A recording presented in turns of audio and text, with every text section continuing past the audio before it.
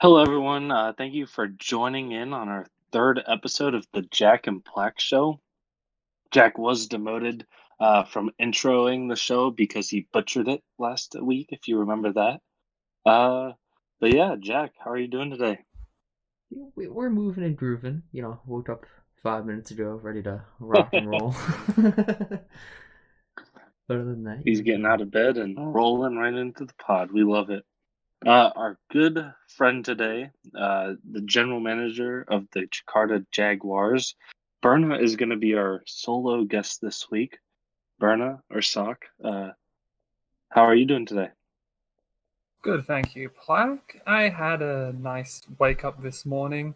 I have recently been studying up on Japanese for where I play the kaiju soon, and have also decided to look through some statistics and see exactly where people stand in, well, their individual player race. Because right now, we've only played 4 games between each team, some less than others, and I feel like that's not a good gauge of where we're at right now. But we'll get to that later on in the show. true. Yeah. Yeah, that will What happen. do you, Yeah. so so uh so how's the Japanese, right? Japanese, right? Yep, How's that coming along? Learning any pretty big nicely. words yet, or just the mainframe stuff? Mostly mainframe stuff. Right now, Okay. I still have like a fairly good understanding of kanji and vocabulary. Like recently, I learned the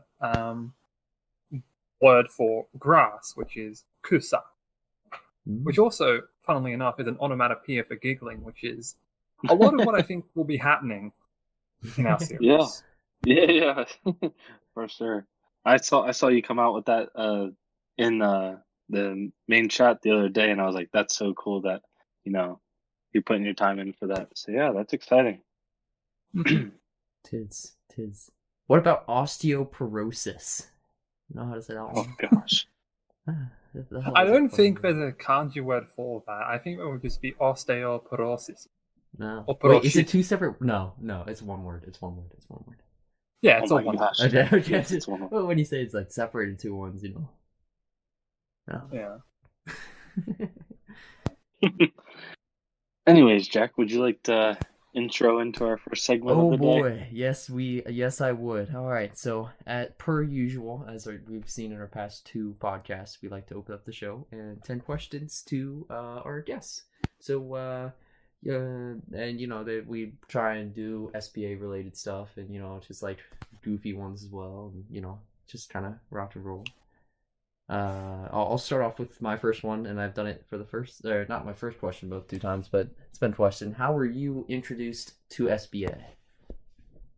I found through scrolling through the MLN server chat, Cal was the one that posted a thing in there, and I inquired upon it. There's a lot of connecting threads with that I think originally ties to knowing John Johnson III or Thomas Thompson III. Sorry, John Johnson Jr. and Thomas Thompson III, aka T3B. I know him as Barnsley or Barno. He was the one that initially introduced me to the world of fake sports, and that was how I found myself in MLN. And Cal's posting found me into SBA. I think that's all three guests have, so far have had the same response. So go Cal and posting in MLN Game Hogs, huh? Except Yeah. Yep. except Cal sucks at the same. No. Yeah, Berna, you've been a member since season one, so that's exciting that we're bringing a, season one member on here, especially with the same team branding from the original. So, you know, that's pretty cool. But my question will be, if you could travel to any Major League Baseball stadium right now and watch a game, where would you go? Ooh, that's a That good is a one. very good question because, well, I, of course, don't really have any ties to a city. The ballparks that I have been to, not for a game, are Camden Yards and Fenway Park. If I had to pick one I would like to go to get the live game experience, I would probably have to say Wrigley Field. It's a classic field, it's usually quite loud, heart of Chicago, and getting to watch, a fairly decent Cubs team, I think. But of course, that could always change with how form goes. But I feel like if it was just a solely ballpark experience, I'd have to go with Wrigley. This is the best response so far I think we've had on the podcast. I couldn't agree more. Wrigley Field, go Cubs. All right, Jack's ego is inflating, Oh, so it let's is move on through to the the roof, third Plack. question. Through the roof. I even lost what I was going to say now. I was just so, blown away by that response. If you had to choose one color that represented you, what would it be and why? Australian gold for obvious reasons. Oh, that's a good response. Yeah. Australian gold, is that I'm not familiar with the Australian flag. Australian gold is so a lot of the national colours of Australia, rather than being red, white, and blue, because they're so common, instead what we use is green and gold. So often you'll see them use that, especially in rugby, is the usual association. But those are kind of like our national colour that were actually only established in the 80s. It's a colour that I use for my role colour, I believe, in the server. Very similar to Ryan's, I know, but it is FFCD00 and represents the golden wattle, Australia's national flower. And of course, gold for Australia is a pretty nice way of thinking about it because, gold represents first. I have always had a desire to be first and hasn't come up yet in SBA. Came up in the very first tournament. So, there's that first kind of mentality that I always have to maintain in order to try and be competitive, I think. I'm sorry, could we go back a little bit? Did I hear that there's a flower named the golden waffle, or was I very off? Wattle, W-A-T-T-L-E. Very close in spelling, but no, unfortunately, they don't call the flower the waffle. That would be a pretty cool name for a flower, if you ask me. I don't know. I just think it'd be a good name for a food. That too.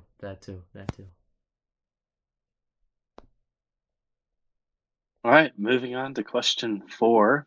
What is your favorite game or board game? I mean, we might say Strat here, but other than Strat, we'll push it. Other than Strat. So you said game or board game. Are we going to include video games in that case?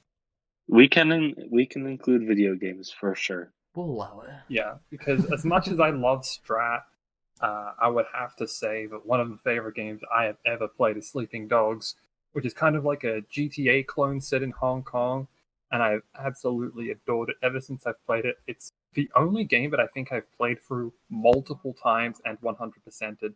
It is an absolute joy to play.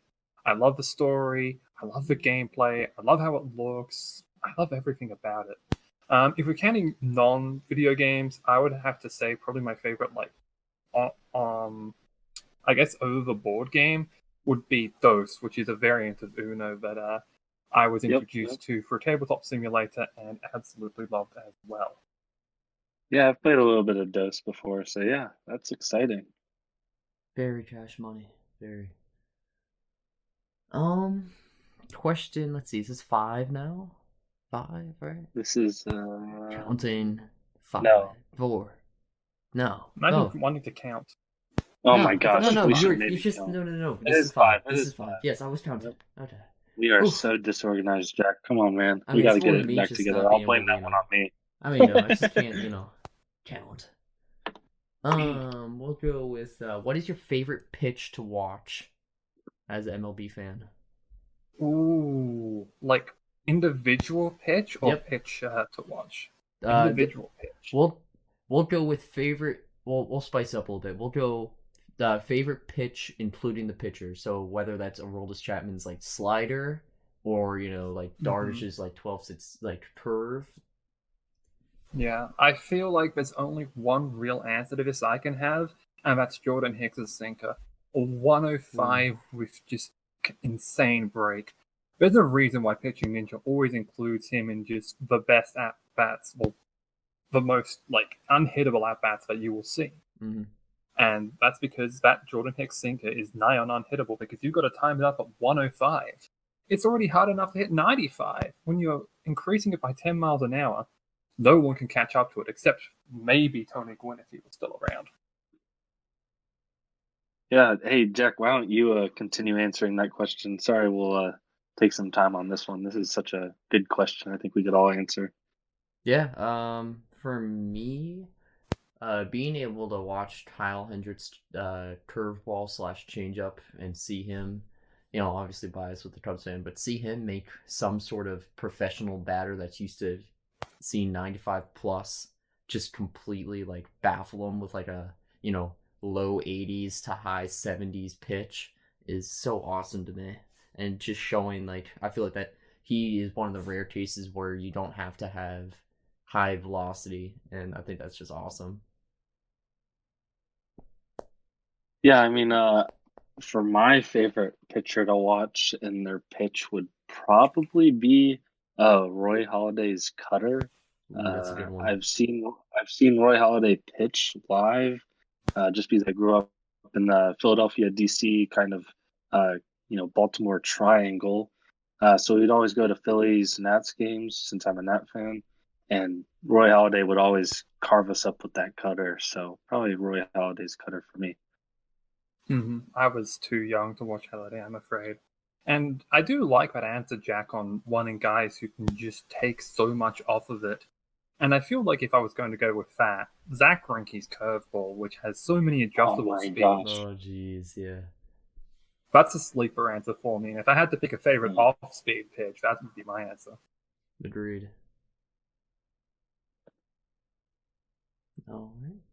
We go to number 6. All right, question 6. Yes, yes. What's one book that changed your life, or if you can't think of one there, if you read often, what book are you reading right now? And if you don't read, I'm sorry. We can change up the question.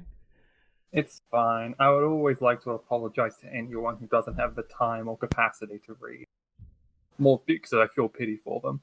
True. If I had to pick one, and it's a bit of an odd one to look at, it's the book of Shane Warne's cricket statistics. Shane Warne, I know I'll have to explain this because I think only one person who will listen to this has any semblance of cricket, but Shane Warne was considered one of the greatest bowlers of all time in cricket. Kind of like how someone would see Sandy Koufax or Randy Johnson. He was known as a leg break bowler, which meant that he primarily pitched off speed, which is something that's very different in cricket, is that usually rather than having like a whole variety of pitches that vary so greatly in miles per hour, most of it is based on bounce variations. So, and he could turn a ball like 75 degrees. He was a taker of, I think, 708 wickets in test matches and 293 in one-day international, so 1,000 in all. Reading through all of those statistics and seeing like every method of dismissal, how many balls he faced, how many, runs that were scored off of him, and seeing all that, I think it really set my mind onto statistics and mathematics as a whole. And I got this in like 2006, 2007. And so I think reading through that and seeing every single statistic kind of mapped out there set my mind on it and made me kind of want to pursue statistics as a potential career path. I think that's why I kind of obsess over baseball stats as well. And I think that might be part of a reason some other people do too, is that all of these statistics that we get can be analyzed and broken down in so many different ways. And I feel like, getting an introduction to that at such a young age really helped, shape my life the way it is. Wow, yeah. Sounds like a good read. Anything statistics is usually fun to dive into. Just seeing all the, cool and unusual things like you were saying.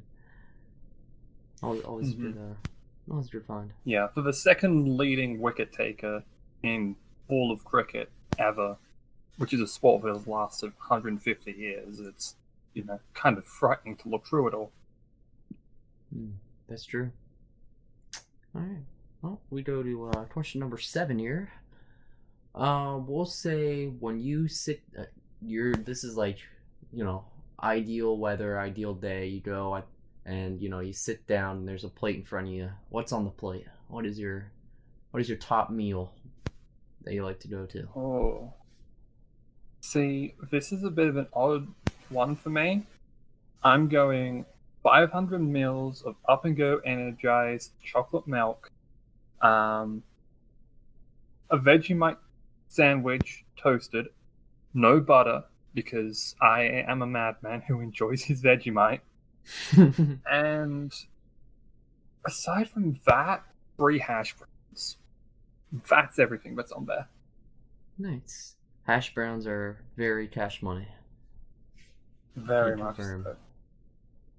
Breakfast food, best food, and you can't change my mind. Mm-hmm. All right. Well, I believe that means we're moving on to question what? 7? 8. Yes. Now Yeah, who's doing and the even counting numbers this now time. too, huh, Plack? Dude. Oh. Hey, I've been normally odd, so what's your favorite food right now?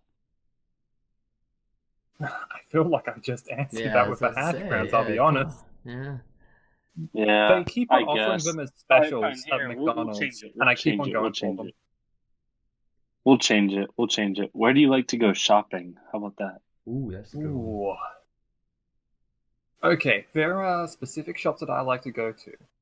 There is a shopping mall about 10 minutes south of me. It's like 10 minutes drive. It's a Westfield, and it has a JB Hi-Fi, which I usually like to go to if I want to buy like any kind of electronics. So headphones, headsets, charging cables, smart devices, or even just like video game peripherals like controllers and such. That's usually my go-to. If I'm going shopping, I'm either. It's a tough choice. Coles and Woolworths are both kind of like they serve the same purpose. If I had to choose one over the other, I'm going to say Coles because I like how they make their bread a fair bit more. And in terms of general clothes shopping, I am a big cheapskate and I'll usually go to the reject shop. And yes, there is a shop called that in Australia. The They're more kind you of like know. a thrift store, pretty much, right? Pretty much, yeah. They're like a dollar Okay. store. Okay. Yeah, that's cool. All All right. right, Jack. Question 9. I got you. Ooh, yeah, counting. Question number 9. Let's go with favorite moment from SBA so far. Could be, Jaguar related or non-Jaguar related. I would want to say winning the first tournament over JP, defeating Jacob deGrom. But if I had to pick an in-season moment, ooh, that is a tough one. There isn't really like an individual moment that I can pick out and think, man, that was great. But if I had to pick one, I'm actually going to go a bit off the wall here.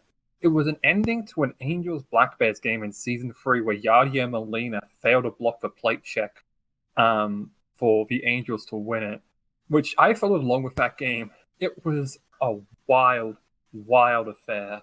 And I feel like that kind of like encapsulated what I want to see. Just a lot of very close action, trying to see what goes on. But, of course, if I had to pick one for myself, tournament one, the victory there. Nice. Yeah, that's exciting. Kind of cool that you take a. It's kind of cool that you take a perspective also on a game that like wasn't yours that you could just also enjoy. Mm-hmm. So, all right, the final question would be if you could have a sibling that's a part of SBA, who would it be and why? I only have one sibling, so I guess I'd have to pick my younger brother, unless you mean something else by that. No, like if you could have anyone from SBA to be your sibling, like your third sibling or whatever, who would it be and Oh, why? okay.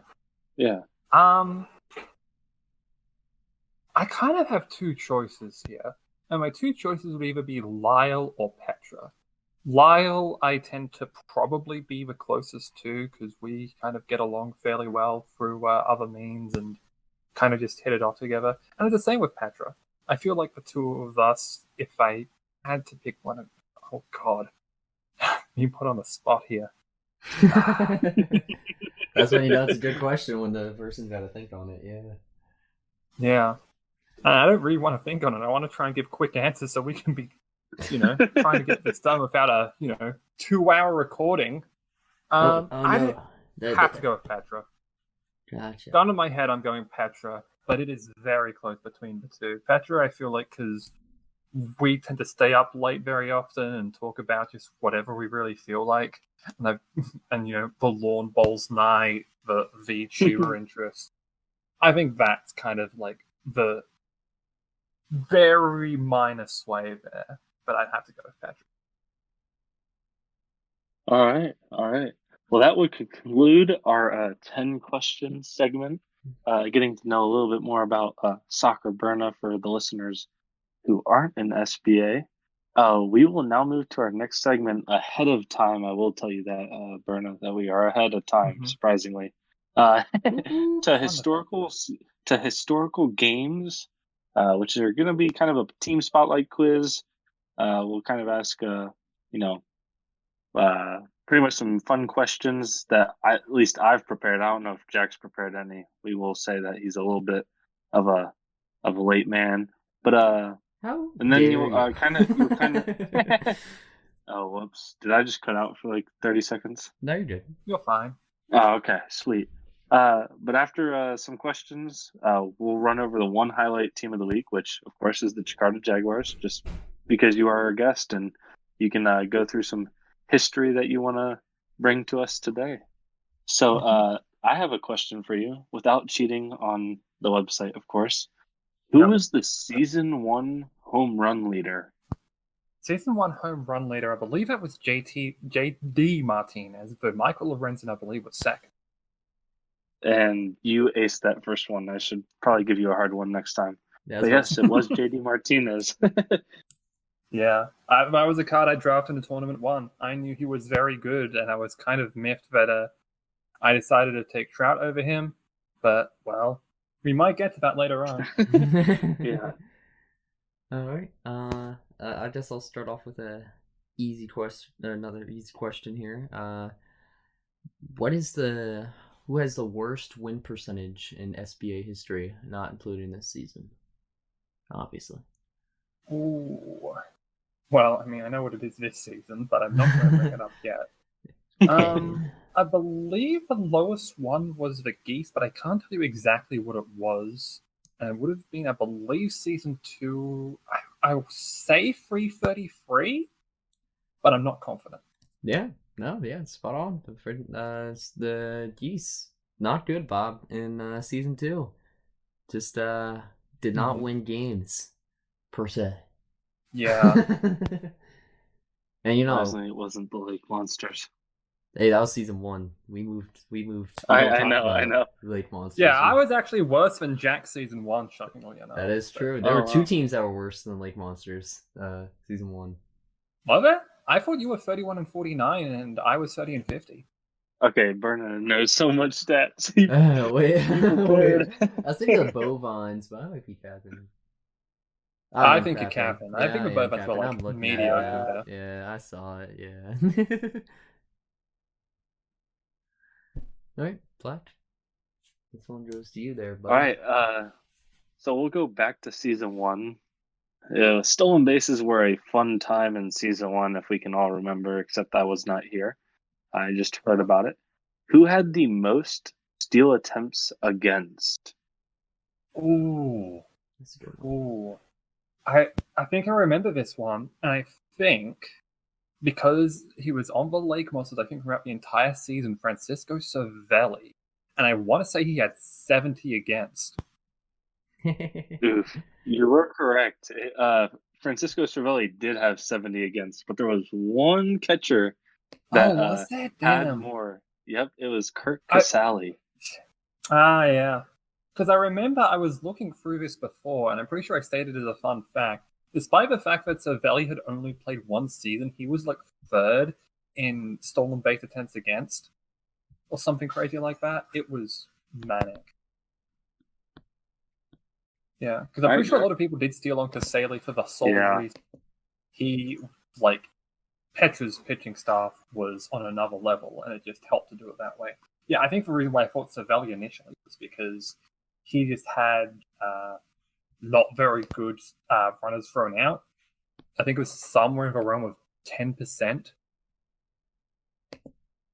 Yeah, it was pretty terrible, is what I see right here. Okay.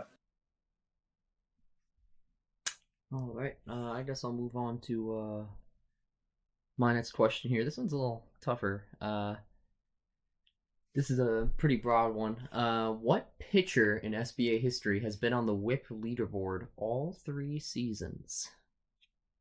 Ooh, good question. Okay. So I'm going to try and narrow this down. I'm going to try and think of the guys that were on there in season 1. That's kind of where I want to start with. Mm-hmm. I know there was a lot of like very good pitches. So let me think. Snell would have been on there, but he wouldn't have been on another one. Scherzer, maybe. Rom, maybe. The other guys are Bauer and Nola. Okay, I take it back. There's actually 2 guys. I misread. Oh, There's there are 2 guys. 2? There's 2. Yes, 2 for all 3 seasons. 2. All right. I'm gonna go 1. Well, if I go for all those guys, I'm gonna say the only ones that would stand out to me would be JV and DeGrom. God damn it, that's absolutely correct. I thought that was a good one too. Yes, go. Yeah, I think that's a very good question, but I just feel like people forget Justin Verlander was insane for a lot of his time. Yeah, Jack tossing these high fastball questions. Come on, Jack. More like middle. We'll go to question 6. Who had the lowest on-base percentage out of all teams in season 1? Actually, you know what? We'll go season 2. Season 2? Oh, on-base percentage. See, there's an immediate thought that I had, and I want to say it, but I'm really not sure if it's true because I remember they also had like the league leader in walks. But at the same time, I'm thinking to myself, probably not the case. I'm going to go with the Geese just because it's the Geese and they were bad. It was the Geese. They did have the lowest with 281 was the lowest, but the Bovines came in second with a 298. Okay, I should ask, where were the Slimers? The Slimers were 307. Yeah, I mean, not great, but they were solid enough. Yep. Yeah, the reason why I thought the Slimers was I remember they were also very bad, but also they had Max Muncy, who led the league in walks, and it was not close. Yeah, they were actually ahead of the Brampton Bearded Beavers and tied with the Kaiju in on-base percentage. So, okay. I will say this though, looking at the Geese stat line this season, their team. Sorry, Lyle. I feel like I'm just hitting you while you're down. Their slash line was 203, 281, 360 with a team OPS of 641. The Slimers had a 725 OPS, just to compare, bottom teams. Where would the Slimers have been? That would have been like middle of a pack? Yep, just about. The next lowest compared to the Geese that season, I believe, were the Beavers with a 703. Wow. I'll admit, Brampton Bearded Beavers probably the most forgettable branding.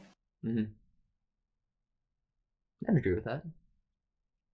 With no disrespect to Jojo or Smitty, I really just don't remember the Beavers too well. I think it was because they went on that such a crazy surge. They were top tier team to start the season, and then I feel like once the fallout happened, everyone was trying to just oh well. Yeah, because I think they missed the playoffs by a couple games. Mm-hmm. And I think most of my attention that final week was based on the Bovine series and my own series, which we might get to soon. Mm-hmm. All right. Well, I think that was a solid couple of questions there. Good chunk. We got. I think that'll close up the section there, just to make sure we're actually keeping track of time here. Yeah, we're ahead of time. Yeah. Look at us go. Huh? Who would have thought? Not me. All right. Well, we will dive into the next section here, if you don't mind me leading the way here. We're gonna start chitty chatting about week 1. Wait, Obviously. Jack, you forgot our team history spotlight of the Jakarta Oh Jaguars. shit. Okay, we're gonna do that first. All right, team That's not history. PG. Oh no! Oh nuts! You heard Oh, nuts. come on, Jack. We're gonna have You to heard. bleep Jay that Z, you out. can't listen to this anymore. Jay Oh. Z, turn off the podcast. Turn off, turn off. We gotta include like a warning. I'll include a warning sign for like when the video is happening, just for like when people start to listen. We actually have to edit it. We have to censor that now. Yeah, Sad. we do. Or we're gonna get demonetized like we're making any money. Yeah, seriously, Yet, this is my yet. this is my one Hey, income. Okay, hey, sole I income will, Who's here. I going to will sponsor us say, now? exact Me. SBA Network, SBA Network. They already got us covered. True. But no, hey, what I've heard is like every small dream turns into a reality at some point. So hopefully that can happen with us. So yeah. Anyways, team history spotlight. Berna, since you are our guest and you are the Jakarta Jaguars GM, if you'd like to, you can run through like every season, kind of pick apart some team history for yourself, how you came up with your branding, maybe why you've kept your branding the same. Just come up with anything you'd like to tell the podcast about your team and where your team's headed. I feel like I need some dramatic music to kind of go through it, but I won't play that over the I'll play microphone. Not dramatic today. music if we need it. If you need it in We're the. fine. We're Just fine. we'll yell at the editor later to add it in. It's Yeah. okay. All right. So starting off with the Jaguars, the main reason why I had initially picked it was because at the time I actually don't remember what year I had joined the league, but we use a 2018 set, so I would imagine that this was mid 2019. I had been going through a rewatch of JoJo's Bizarre Adventure, and in that series there is a baseball video game featured called Oh, That's a Baseball.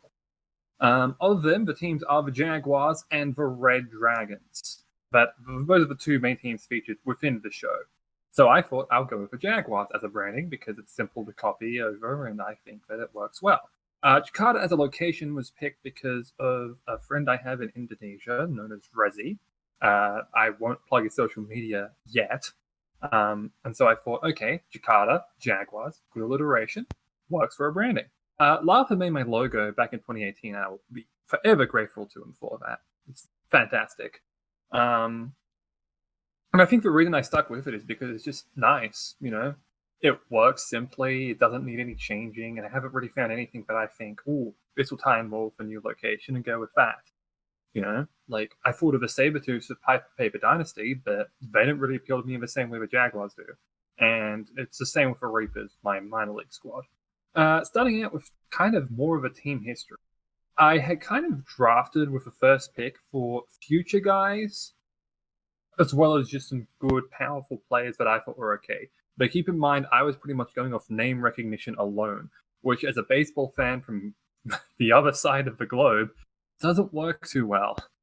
So some of the guys that I had picked that stood out to me as kind of like keeps for the future were Mike Trout, Lucas Giolito, Rafael Devers, and Tommy LaStella. At the time, Tommy LaStella was having an absolute career year, but unfortunately he was sidelined with a knee injury, and he would end up just seeing out the season and not being kept.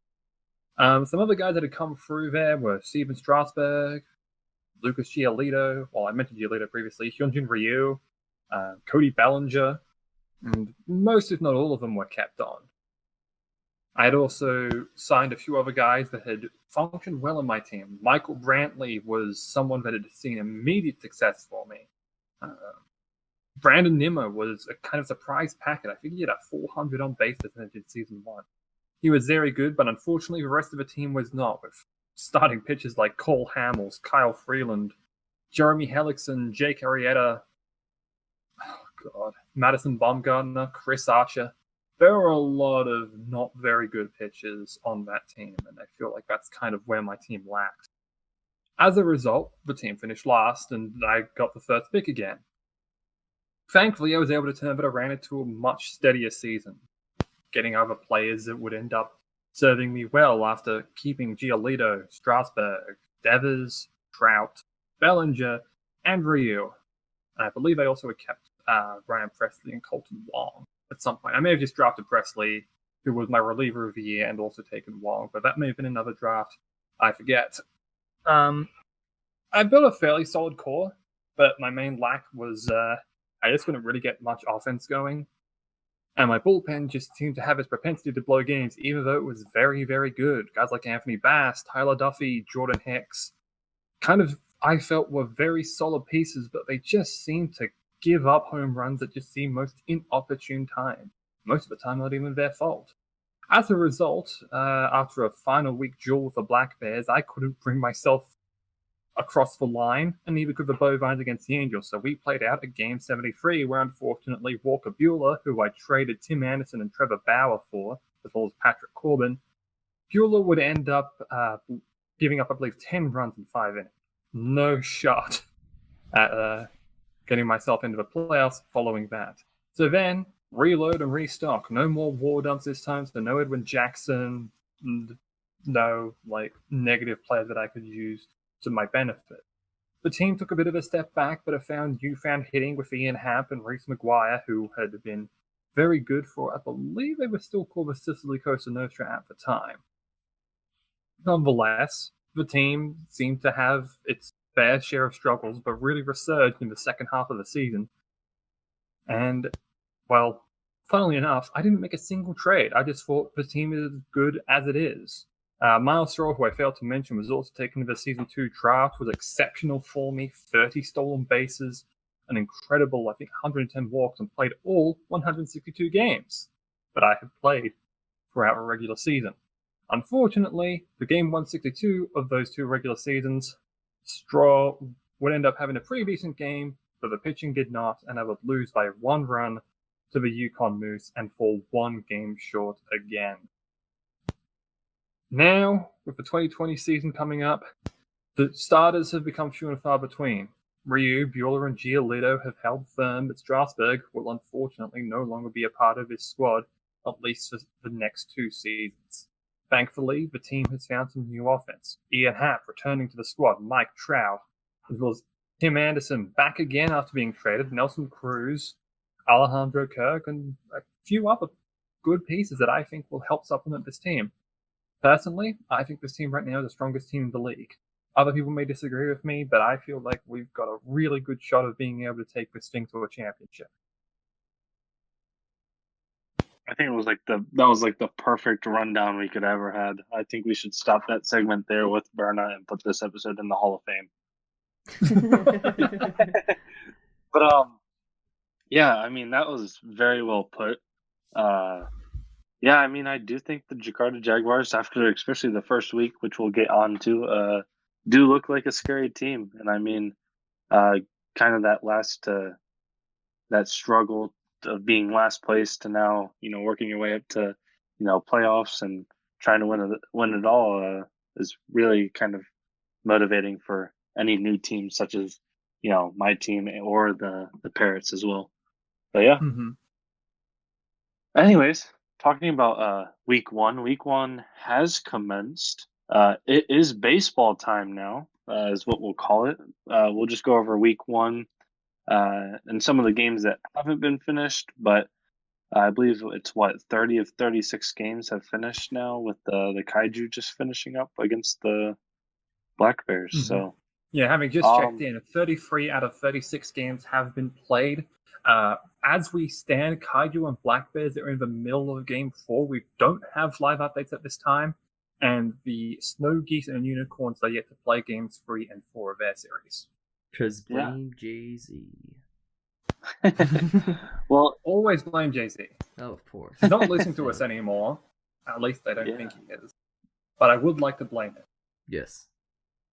Well, speaking of week 1, Berna and Jack, you both played each other. It was Florida at Jakarta. Y'all can both run through your series if you'd like. I'll let Berna, take the helm here as the Jaguars took the Flamingos' hopes and dreams and just put it in the back seat like a child going to a freaking restaurant. I don't know. That was a bad analogy. Go ahead, Berna. At least you tried, Jack. And that's all I can say with Flamingos.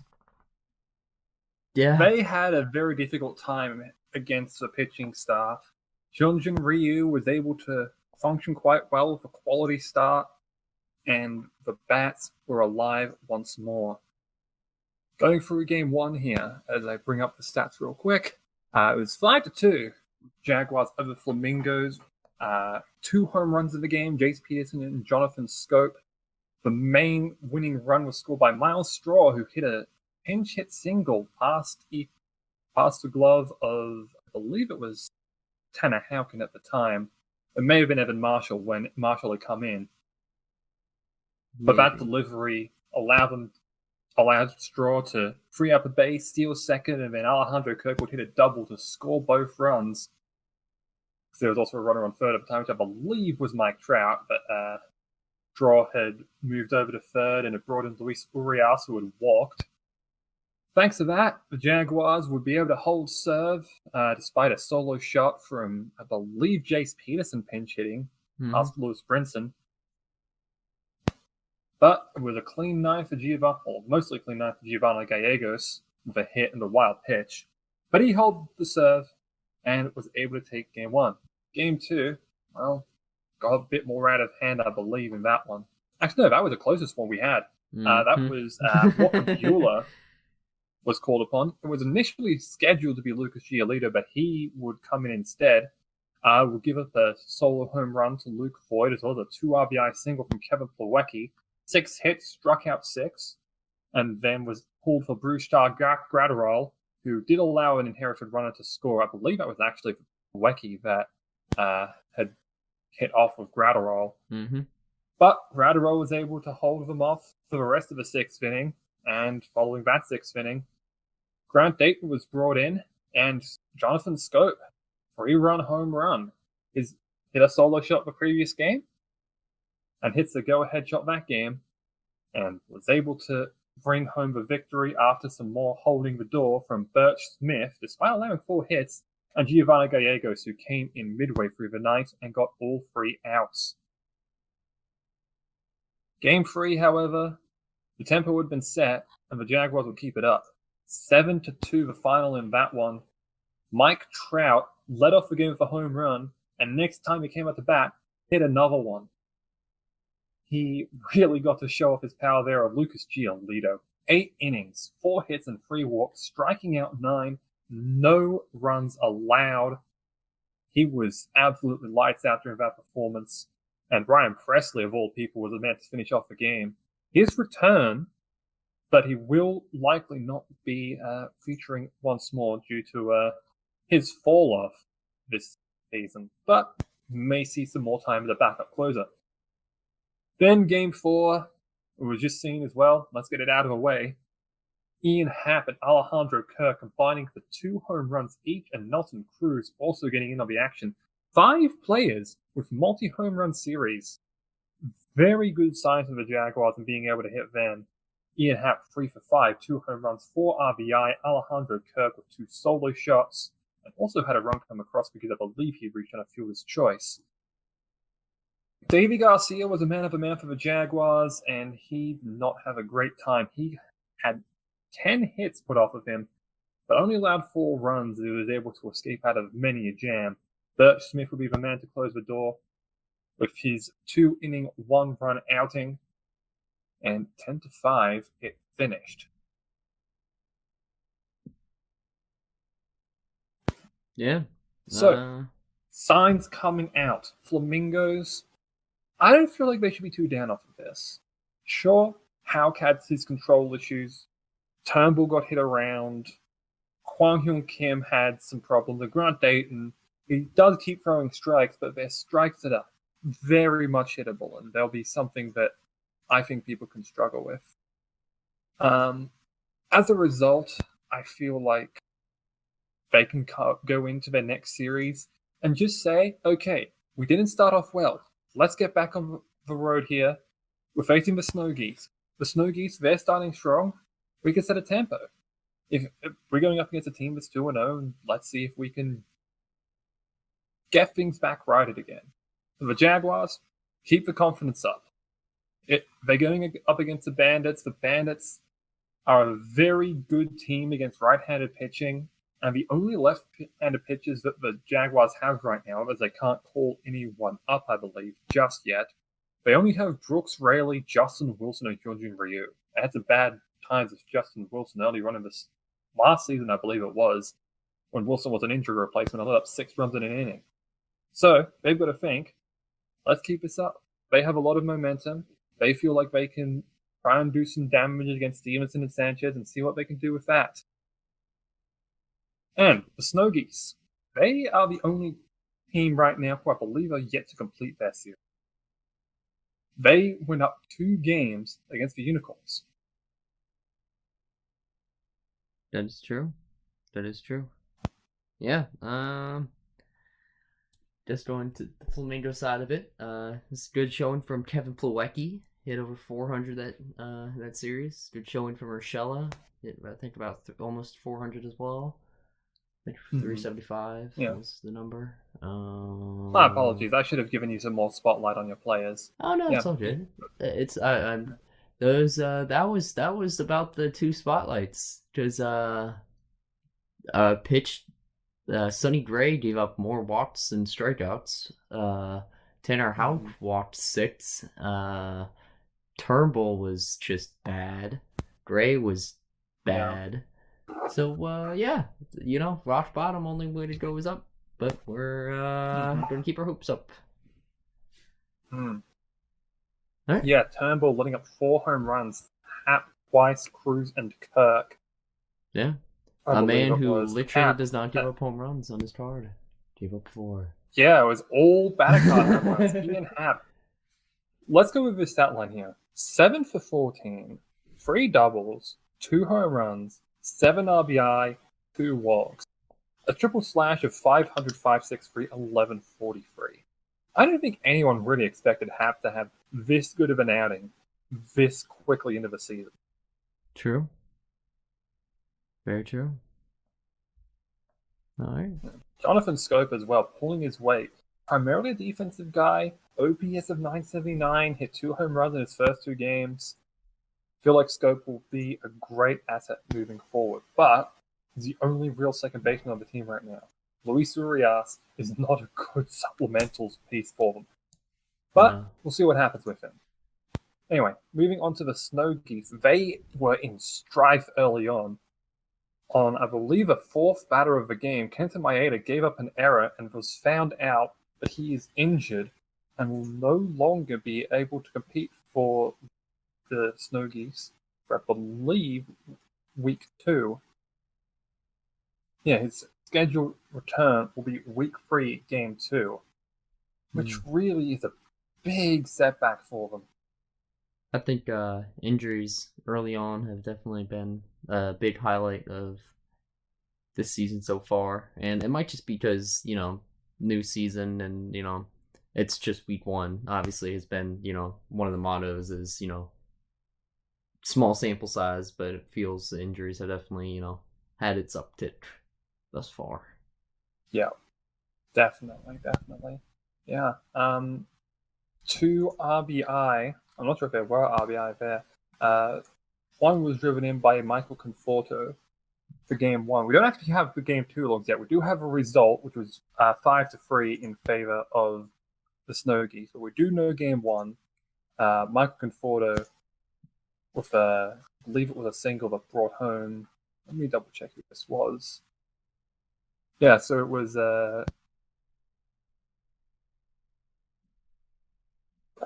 Nick Madrigal who made it 2nd and 3rd. Then Lourdes Gurriel walked, and then a run scored off of a wild pitch that was from a catcher check on Max Stassi. And then Michael Conforto, after Mountcastle walked once more to reload the bases, Conforto would single to bring home Madrigal, and that would eventually be the winning run. Winning run going to Cal Quantrill, and holds from Dustin May, Joaquin Soria, and Blake Trine and Alex Colomé earning the save in that one. Unicorns offense really, really lacking. We're only able to get up 6 hits on the Geese bullpen. 4 of them came off Quantrill. Good shout from the Geese bullpen.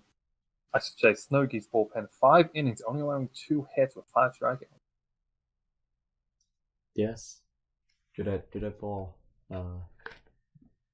Yeah, I think the Snow Geese have come out to play and try and put the league on notice early. So Yeah, but not a team that has a lot of big star power. Your Yastrzemski and Conforto are great, but when you think of guys that are like, outstanding, they're not really ones that come to mind, but they've been very solid thus far, I think. Very true. Yeah, so we will see game 3 and 4, hopefully sometime this weekend. This may be after this comes out. Hopefully not, though. Moving to another series that I think will be a big talking point for a lot of people following it.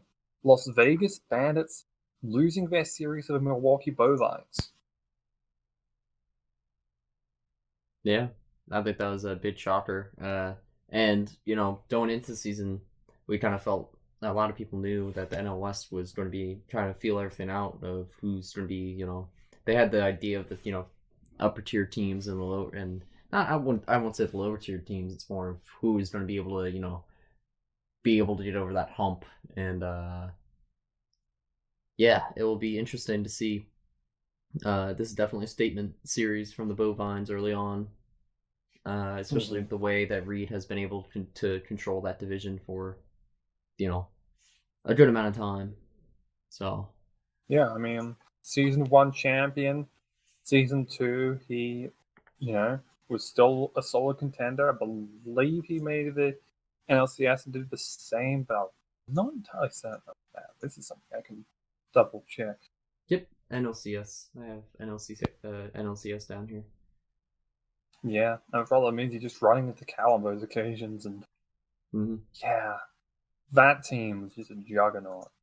We'll get to them shortly, though. The Bovines, I was surprised. They aren't usually a team that was very well known for their starting pitching, and this series, they showed up. Yeah. They had an absolutely insane outing from Corbin Burns. 7 shutout innings with 3 hits and 13 strikeouts. 13! That's insane to me. Through 7 innings, yeah. Yeah, I think he's shown that he's really, tried to dial that in a bit. Chris Bassett as well, great outing in game 3, I believe it was.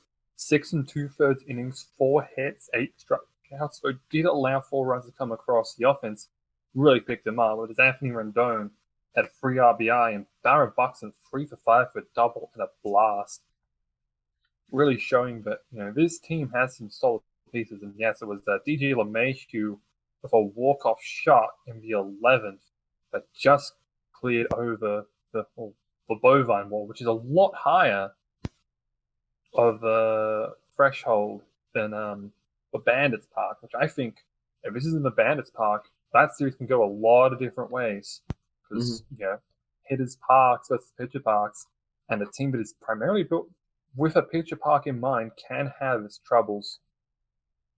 Yeah, in game 4, Jordan Montgomery with 6 innings of 1-run ball, only 4 strikeouts, but still was a very solid performance, especially with Byron Buxton's grand slam, which definitely proved to be the difference maker in the 8th, as they put up an 8th spot.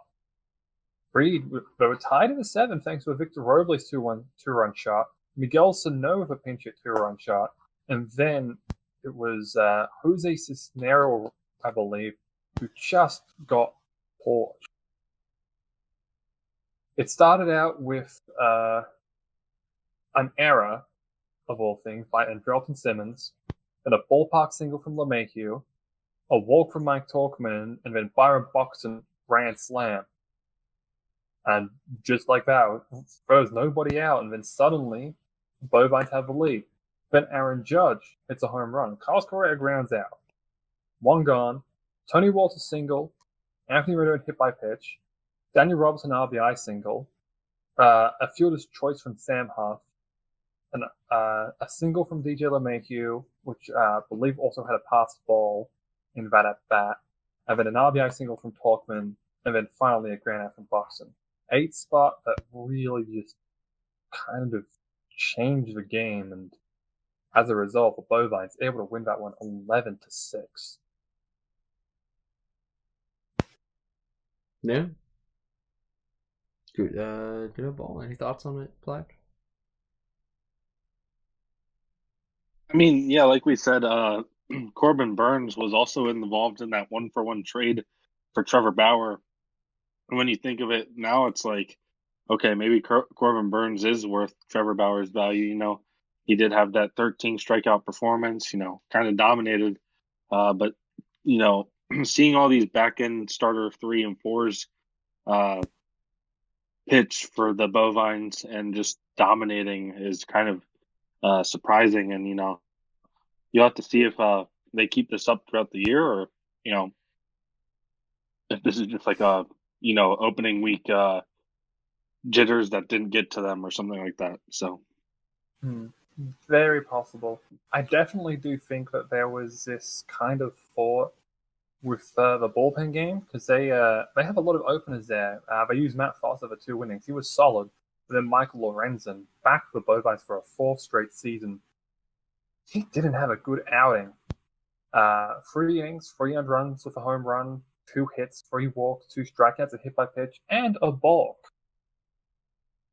I reckon we'll be seeing a lot more of those this year. Didn't see many balks in the past, but I think they'll be more prevalent. Plack, you mentioned the Burns for Bauer trade. Burns a lower value in terms of WAR A, only 5.05, and Trevor Bauer 6.66, that is. He had a very good outing against you, the Custons, in that series against the Wonderfulls. yeah, Bauer pitched a gem. I think it was like 6 straight innings where he had me at the perfect game. So playing the questions game 1, losing 3-1. Not very exciting. I believe our only run, I really forget who it was. Who was I our believe it run? was Harold Castro. Yeah, it was Harold Castro Castro. had doubled, Yep. and Ben Lindor was able to bring him in. Yep, that's what happened. But yeah, I mean, we just couldn't hit around. Our 3, 4, and 5 hitters going 0-for-4 each of them. So having an 0-for-12 appearance with your 3, 4, and 5 hitters, and your leadoff batter that's supposed to get on base going 0-for-3 does not help as well. So yeah, just overall, just a very tough series for the Wonderwolves to start. Going into game 2, there's more of a positive to this one. The bats finally woke up, at least for Salvador Perez and Jackie Bradley Jr. Salvi hits a home run. We just kind of run away with that, with Dallas pitching a nice game in himself, going 6 innings with 3 hits, no earned runs, 1 walk, and 5 strikeouts. But he gets the win. In game 3, the Questions offense does not just stop hitting. It's going to be a scary offense, especially in their own ballpark, when their ballpark results start hitting for them, because I think they probably had the most ballpark flyouts out of anyone in week 1 in terms of, just being in my park and more pitcher friendly. But when they hit the straight up home runs or they hit those hits, it's going to be a scary lineup, even though every batter for them that hit that game or made a plate appearance struck out for them. Striking out doesn't always mean losing. So they win that one 9-2, as our only offense is through 2 Salvador Perez solo shots, which was our highlight performer for the Wonderwolves. But Marco Gonzalez got fatigued early, lit up 7 runs, got the loss there. And Soroka also went out injured early. So talking about, injuries on the air, Soroka is out till week 3, game 1. Going into game 4, Wonderwolves tried to bounce back, and certainly we did. We scored our highest run total for the year with 6, holding the Questions to 3. Salvador Perez hits his league-leading 4th home run, I believe. He's still league-leading. We might want to check that with the Kaiju and not the Wonder Wolves. Kaiju and Black Bears just finishing, so let's check that. I don't believe they finished up yet. They're still going through Game 4, and they haven't Okay. sent the Game 3 stats out yet. But yeah, this has definitely, I think, become a year of a catcher more so than anything. Yeah. Salvador Perez, Tyler Stevenson, Will D. Smith, Alejandro Kirk, all amongst the top of the home run charts. They aren't people that I really outright expected to be there, but it's still very good to see that what was considered a somewhat deep position with, just an absolute catcher one in Salvador Perez, we're seeing them really start to lead the charge here. At least in this first, it could very easily change. Yeah, for sure. But Nolan Arenado in game 4 at least, we were actually down 3-1. Salvi hit his solo shot in the very first inning. But going into, I believe it was the bottom of the 6th, we had a hit by pitch, and then we kind of walked the bases loaded, and then of course Nolan Arenado went off for a grand slam, which just totally changed the game. Gave Jeurys Familia another hold, so he's at 2 holds on the year, and Edwin Diaz his second save. So, yeah, I mean, overall splitting 2-2 with the Questons. Can't say that's what I was hoping for. I wanted to please the fans, but finishing that series with a split the way it was looking was very positive, and Petra and Caleb have that team oiled up for a great, successful year. So, yeah, Blake Snell, great outing there. 7 innings. Did give up 3 solo shots. But this is the thing about the Questons that I feel like a lot of people should remember. This is a team built on the HRK type. They want to either hit home runs or they're going to strike out. And I feel like we're going to see a lot of variance between the two, depending on where they are. Definitely if they're going to be this hitter's park. We're talking Milwaukee, we're talking Quezon City, we're talking Los Muertos. They have a lot of propensity to be really good in the right environment, and I feel like they are definitely the best offense, but there's definitely question marks over that pitching staff. Sure you have Trevor Bauer, but Steven Brault showed vulnerabilities. Pablo Lopez had 7 hits in 5 1/3 innings. Zach Britton had a terrible outing. Not only did he let up 3 runs, including that grand slam, on his own accord, he also had an error and a 2.4 whip, which is not exactly great. I do think that their kind of bullpen style may come back to haunt them in the end. But there's definitely some good solo pieces in there. Brandon Liebrandt is one that I feel like is an under-the-radar, very good reliever that will put up some good numbers. But, flip side, that team definitely has some holes that could be exploited. Yeah, I think every team has some holes that could be exploited. I mean, there's more kind of full-sided teams, but with that offense, you're going to have to rely on heavy pitching performance in your series. And taking that from my park, splitting a 2-2 in a pitcher's park for an offensive-minded team, I think the Questons look good for the year. I will say that.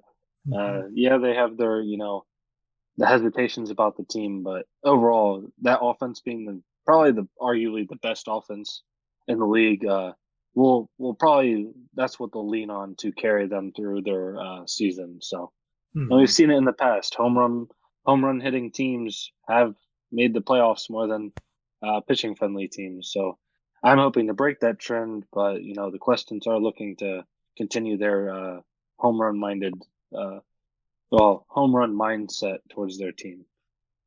Don't remind me. Yeah, speaking of which, we mentioned the year of a catcher thing earlier with Salvi and Kirk, who we've covered just before. Zephyr and Los Muertos with Will D. Smith and Tyler Stevenson, they had some insane series. Will D. Smith, former Jaguar, but was on the Zephyr in Season 3 and proved himself to be very good. Wasn't capped, but was redrafted. 3 home runs in the first 2 games with 7 RBI, including 3 walks. That is just some insane numbers, but at the same time, it was a Mike Myers blow-up that really forced the hand of Fox there in game 2. And that was the dagger, really, as Oliver Drake letting up a walk-off home run from Tyler Stevenson. Catcher and catcher both really drawing it out, and that kind of changed the tone. Zephyr won opening day 5-1. It was Max Fried, Devin Williams, and Caleb Fieldbar holding Los Muertos to a free hitter. A team that was considered very scary on the offensive side didn't really seem that way coming out of opening day, but they proved themselves. Aaron Slegers was also a bullpen arm that people thought, ooh, this guy can really dominate. 3 innings, 3 earned runs, took the loss, 2 home runs given up. I believe that was from Freeman and Smith. May have been from Frankie Cordero. I don't have the exact lines with me, but yeah, that game 2 set the tone. Yusei Kikuchi blown up for 8 runs in 2 innings. Absolutely insane, that. 2 wild pitches in there as well, which I believe both draw home runs. Aaron Slegers that time really proved himself to be better, and Kevin Gossman, 2 perfect innings with 3 Ks, got himself a win in that one. Grayson Greiner with an RBI double off the bench, which kind of surprised me, looking out for that. Stevenson's been absolutely insane thus far, but it's been kind of underwhelming from the next biggest piece of Los Muertos, Fernando Tatis Jr. Only 1 hit in 15 at-bats. That's really not what I'd expect out of Tatis, but at the same time, that is a lot of all-or-nothing kind of cards. I'd expect him to be hitting a lot more home runs later on, and I feel like that's kind of going to bring both his batting average and his slugging percentage back into line. Yeah, well, obviously, small sample sizes so far.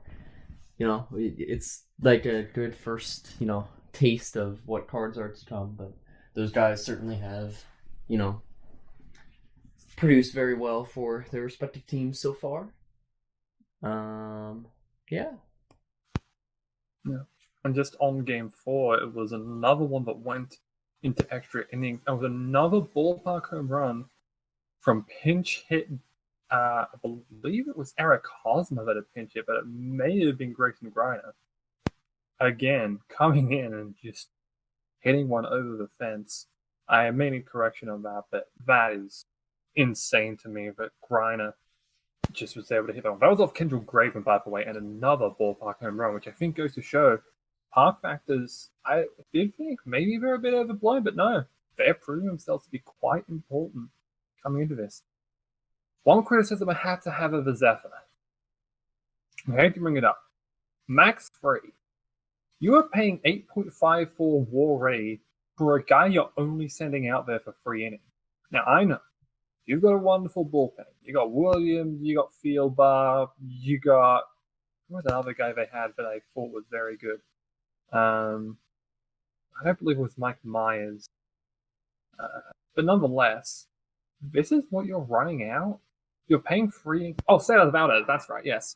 Valdez, Williams, Fieldbar, Myers, all very good guys. They are what carries you when you're only pitching 3 innings of Fried. Sure, maybe part of that was planned.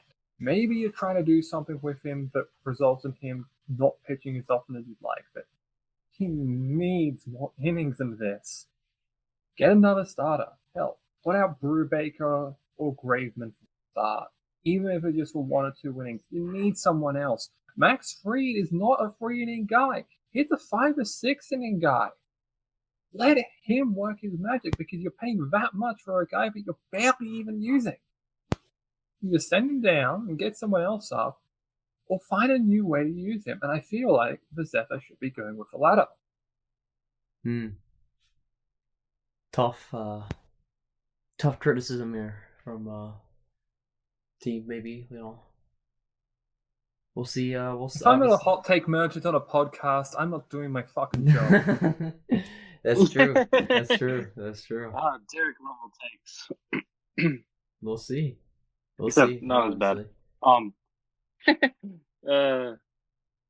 Yeah. Anyways, I believe we have 4 more series to get through, and we are running low on time. Yeah, we've taken a lot more time to try and dissect these series. We'll try and get through these as quickly as we can because I mentioned Tatis. Underperforming, another guy underperforming, Brian Hayes. Where do we start? I mean, I think it's just a bad series. Like everyone's saying, "Oh my gosh, Brian Hayes overvalued," blah blah blah. I think you can't look into it too much. Like, yes, sure, went 0 for 16 or whatever with a walk, but I think it's bounced back. The Pairs are just figuring out their lineup right now. You know, even though they went 1-3, it's not panic time. I know they're probably the lowest scoring team in the whole division right now. But it's not panic time for the Parrots yet. Yeah. So, and I think they did have some bright spots as well. Seager had a good series, I believe, or a decent. But I mean, you have to give credit to Kalen. You know, everyone was doubting his team coming in. He did pitch some great games, holding the Parrots to no more than 2 runs a game.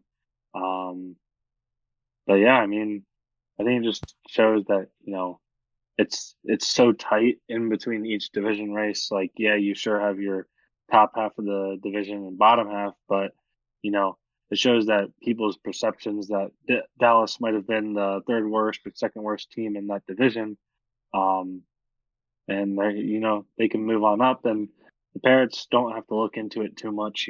It's week 1, fix your lineup problems, see where you're going into, and just motivate the team for week 2. Just coming in now, we'll get to this shortly. So one thing I have found, Lance Lim was the only guy that copped the loss, and I had previously criticized the Thrillers for keeping Lance Lim. Granted, great outing. 7 innings, only 2 runs earned, but 5 hits and 5 walks. There's something that's going on there that I really feel like you should figure out. But nonetheless, Parrot. Where is that offense? Where is Hayes? Where's PR and Kane? Where are these guys that you thought were going to be absolutely murdering this league? Something needs to give here. And sure, Charlie Blackmon, 6 of 14. That's your only guy with a batting average above 250. Granted, I'm not getting cancer Alberta in that, but small sample size. He doesn't have enough. Something has got to change, and I think you got to mix up the lineup. Hayes, sure, he's great, but I'd rather have him, trying to do something else better. Put him at the 2 to try and move your leadoff runner over, because he's got a lot of singles, a lot of extra base hits that you can put him in there for the power guys. I don't think he works best as a 3. If you want to get on base, I think that's the best option for him. If you want a leadoff guy, go to a guy with a lot of on base. PR, not a lot of on base. Doesn't work in that situation. I'm not sure if I actually have put PR leadoff, so I apologize to the parents if that is the case. No, PR is the leadoff guy. He's not an on base guy. Hayes, I know he doesn't steal a lot. That doesn't matter. I think your main option here is to put Blackmon leadoff. He's got on thus far. You go Blackmon, you go Hayes, you go Kane, and then you can get into your power guys with Seager, Moustakas, and Aguilar. Blackmon doesn't deserve a 7th spot. I don't care what your analytics say. He should be up higher in that lineup, I think. I think he should be ahead of Aguilar and Moustakas at least. But perhaps I'm wrong. Perhaps Eric and Joe see it another way and they can criticize me for that. So, news that came in. Kaiju have lost to the Black Bears, 7-5.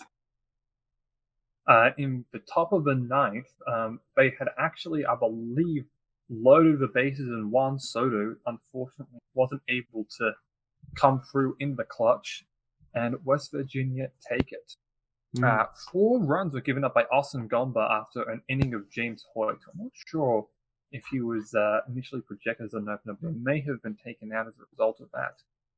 Still, a tough day for Jonathan Hernandez. 4 hits given up, no outs recorded. 3 runs, 2 earned with a walk too.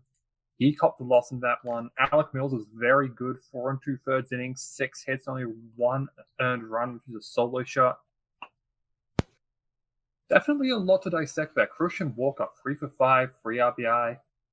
Yeah, I think it's a big sleeper pick. I reckon people will be looking at Christian Walker as a dark horse candidate for Silver Slugger first base. I'm not going to say MVP. I don't think he's there yet, but he's definitely a good hitter that I think people have been kind of sleeping. Yeah. Yeah, it was definitely a tough series for the Parrots. Great series if you're Kalen. I mean, Bundy looked like an ace. Kyle Hendricks was looking like a strong number 2. Lynn looked very strong. Fleming surprisingly wasn't atrocious. And the bats Josh were there. Fleming was surprising there. There's definitely had a kind of escape artist feeling to him. 12 base runners for 6 innings, but only allowed 1 run. Definitely feel like part of the Parrots' problem is that they just aren't able to drive those runs home. And that may change. This could definitely be a high potency offense. The thing is, the potency is being realized yet. I do apologize again for moving on to the Kaiju so soon, but Kaiju can basically the definition of consistency on offense. 4 runs, 4 runs, 4 runs, 5 runs. That's about what you want out of you guys. The problem is, pitching staff that Joseph has managed really had its flaws. 10 runs given up in Game 3, 6 off Luis Castillo, 4 off Jaime Barria, and was pretty much scored by everyone on the Black Bears. I think all of their starting lineup, aside from Eloy Jimenez, was able to score a run, which is shocking. And no one with more than 3 RBI. Rich Hill, showing to be an escape artist again. 10 base runners through 5 innings. Only 2 were earned. 6 strikeouts. Very solid performance. JB Wendelken, I believe he had 2 errors and an exit in that game. So it got frightening for the Black Bears in Game 3. But thankfully, he was able to recover and only allowed 1 of those runs to come across. Yeah. The Black Bears, especially that first half, looked very human. It's good to see, a little more balance in the league. And, it's good to see the Black Bears were able to recover after a sluggish first couple games from the offense really coming into stride here for Cal and others. So, yeah. TJ Antoni really was able to hold off the Black Bears quite well. 5 2/3 with only 1 run against. And they also held serve quite well on opening day. Shane Bieber, 7 2/3 innings, only 1 run allowed, which was an Eloy Jimenez, I believe it was an Eloy Jimenez solo shot, and then Brent Suter came in, inherited Bieber's run, and also gave up a 2-run shot to Eloy. But thankfully, they were able to hold serve. Ramon Arias going 4 for 4 on the day with 4 singles, 2 RBI. Great consistency from him. Yeah, 1 final series. 2 more series that we have to cover. The series of death, as I would like to describe it. The Angels and the Moose. Yeah. Lot of injuries here. Ryan's whole outfield by the end of the series was dead. Gone. Yeah. To pile on from the Brandon Nimmo injury that happened early on in the series, Game 3, there were injuries to Magnuro Sierra, Aaron Hicks, and Abisail Garcia. Magnuro Sierra notably was a call-up from the Angels minor league, Mom of Little Bitches. And yes, that is the name, in case people aren't aware of that. Yeah. So he had to put, I believe, Jose Peraza into left field and put Kyle Farmer in right with Manuel Margot in center. Which is not a good sign if you want to be trying to, have a decent defensive outfield. Yeah, Michael Pineda, 7 scoreless innings. Insane to me. Yeah.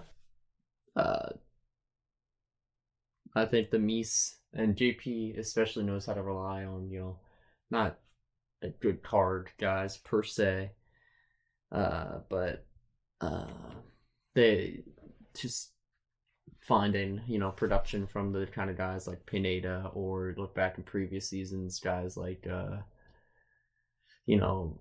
Jose Rodon, Urena, Tyler Marley, Urania, especially in season 1. Jeez.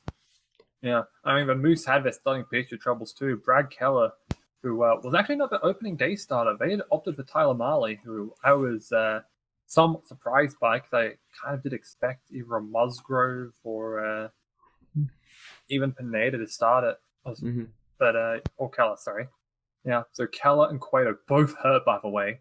Cueto has also caught the injury bug. Yeah, a lot of injuries there. And Garcia, especially, the longest injury we have thus far. Week 5, Game 4 is his scheduled return date, so I'd expect to see him Week 6. Oof. Yeah. The other ones that we didn't cover earlier on in our series, Will Myers was hurt in the Los Muertos Zephyr series. Tony Kemp out until Week 4, may return, and David Fletcher out until the middle of Week 3. With little Drew Smiley, who will be returning next week. Yep. Yeah, and the last series, unsurprisingly, a split series for Val against the Philadelphia Birds of War. Yeah, it looked like it was going to be all SBB so far after that first game. Came out, rocking and rolling. John Means doing John Means things. Serious candidate for Cy Young this season. And then SBB was able to, capitalize on some opportunities later on. And absolutely demolishing. Losing words here. Yeah, the Cattell Marte error in Game 4 really was the momentum changer in that series. Mm-hmm. And of course, Sandy Alcantara had some immense struggles, 5 runs in 3 innings. Liam Hendricks, however, he has looked incredibly human, but not due to his fault. He's been, throwing good pitches, but everyone else has been kind of able to turn them around. Mm-hmm. He has 5 earned runs and 2 innings for an ERA of 22.5 and a whip of 4. That's what we expect from a guy that would be inarguably a reliever of the year candidate coming into the season. Mm-hmm. And there's always going to be that one guy like I'm not going to put labels too early because again, week 1, small sample sizes. Mm-hmm. I think Liam Hendricks will eventually settle down, but I think Val has a lot. If Liam Hendricks does, not have an amazing series, Val still has Brad Hand and others that she can rely on to, close the door when need be. So I think this shows that how good the Beast of the East Division is. That there's Val was one of my World Series favorites heading into the year. Definitely one of the favorites to win that division. And obviously Jakar having a good week too. So it'll be interesting to see how it plays out. Okay. Well, and also big shout out to Clayton Kershaw in that second game. 8 innings, 4 hits and a walk, and 10 strikeouts. We're seeing a lot of guys. We've kind of thought, maybe starting pitching is overrated, but this good starting pitching has really come through. That's true. That is true. All right. Well, I think we have adequately, put a good dent into all of that we wanted to get into. I think we're going to wrap it up here. Thank you, Berna, for joining the show. Always a pleasure talking stats and such. Great pleasure. Plack, definitely enjoyed it. Anyone have any last, minute comments, last little spiels they want to go on, or? We'll offer that up to Berna real quick, and then I'll say the closing. Yeah. There's some real big question marks that I think have to be asked about. Which division do we think is going to be the strongest coming in? And I feel like most people kind of had it right about the East is the strongest. And, well, right now, we're going to see the Interleague coming up next week. We're going to have a lot of very exciting series coming up. Jaguars will be playing the Bandits. The Parrots and the Angels. The Angels, possibly a dark horse team. Black Bears and Los Muertos. Flamingos and Snow Geese. Wonderwolves and Kaiju. The Birds of War and the Bovines. Probably another dark horse series to watch out for. And of course, a Petra-Val matchup. Questons and Black Diamonds. Definitely a lot of exciting things to come up. We can't forget Jules and Moose. Or Mason. whatever their plural is. Flavor Mint of Unicorn of the Zephyr as well. There's a lot of exciting series coming up next week, and I really feel like we could have ourselves an exciting week too. Plugs, real quick. May I?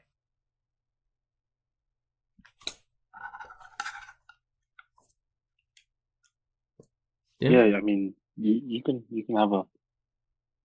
All right.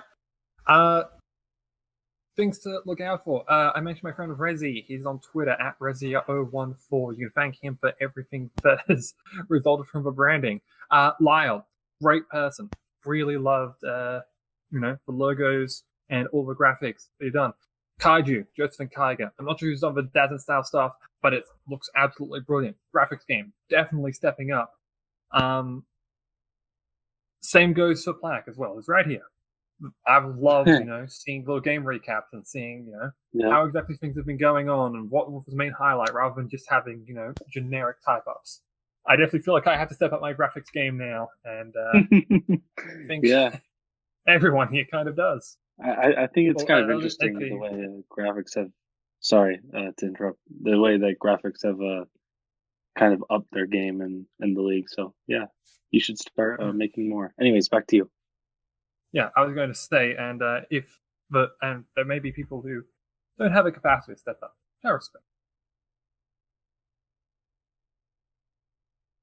All right. Any other closing remarks, Berna? No, that'll be all from me. All right, Jack, why don't you sign us out for the show? All right. Well, this has been another wonderful episode of this fine podcast. I would like to thank everyone listening in the lead, and if you're not in the lead, obviously, it's always cool to, hear from you guys and, be able to reach out to the no one who's been, blessed by the Stratomatic community.